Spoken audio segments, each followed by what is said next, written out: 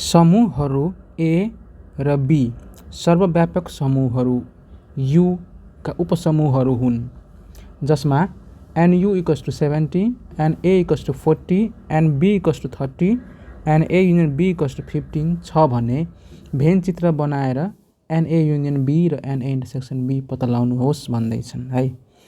So कुरा बुझ्नुभयो होला हैन। समूहहरू ए र बी के हुन्?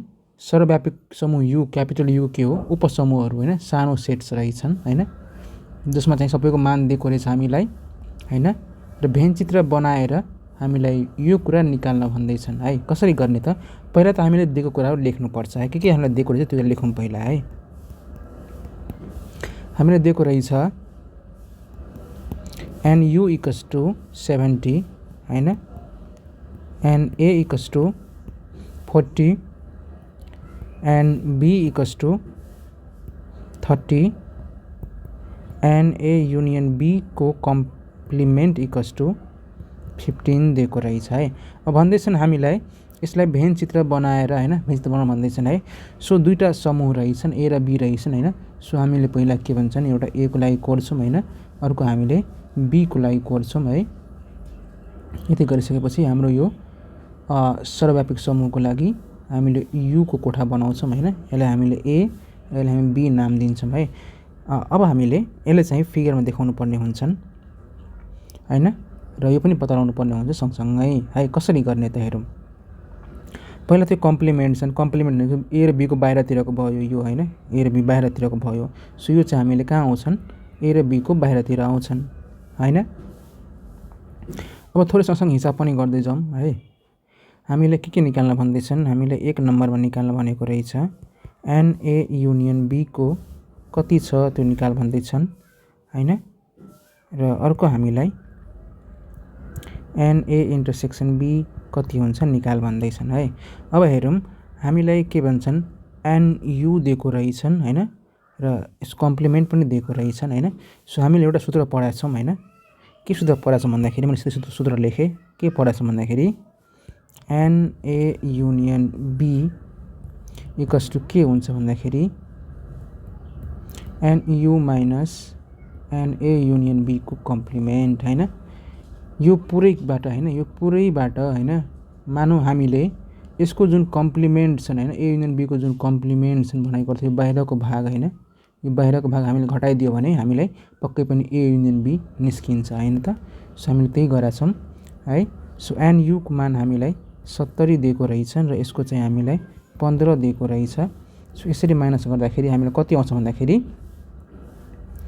यसरी हामीलाई 55 आउँछ हैन त। 55, 60 र 70 ठिक छ 55।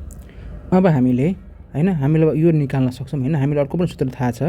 अर्को सूत्र हाम्रो हुन्छ NA युनियन B = हैन NA + NB - NA intersection B हुँदो रहेछ है।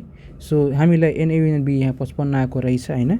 सो त्यो 55 हामीले यहाँ राख्छौँ हैन, र NA के भन्छन् हामीलाई कति दिएको रहेछ क्वेसनमा 40 दिएको रहेछ हैन। सो यसलाई हामी 40 + NB = हामीले 30 दिएको रहेछ, र हामीलाई NA इन्टरसेक्सन B यहाँबाट हामी निकाल्न सक्छौँ हैन त। सो यसरी गर्दै जाउँ हैन। 55 = 4 3 7 हैन, 70 भयो हैन, माइनस अनि यहाँ चाहिँ हाम्रो NA इन्टरसेक्सन B हैन। अब हामीले यसलाई चाहिँ यतातिर लान्छौँ हैन, शिफ्ट गर्छौँ हैन सोल्भ गर्नको लागि। सो हाम्रो NA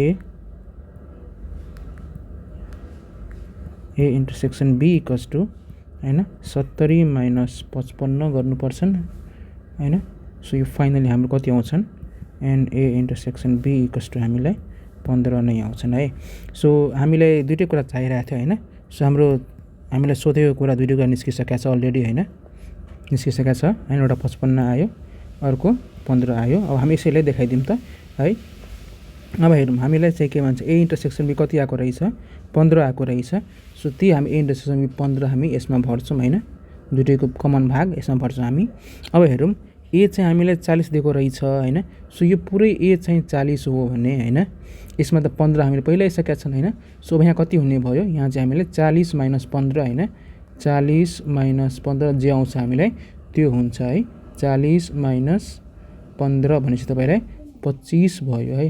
सो यो चाहिँ हामीले लेख्नु पर्दैन, जस्ट हामीले एन्सर मात्रै लेखे पुग्छ है।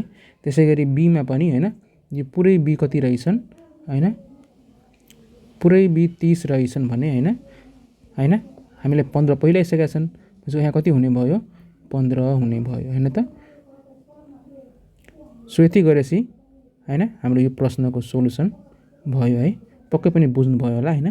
बुझ्नुभयो भने हाम्रो यस्तै भिडियोजहरू अर्को पनि रहेछ सेम टपिकबाट, तपाईँ चेक गर्न सक्नुहुन्छ। हस्, धन्यवाद।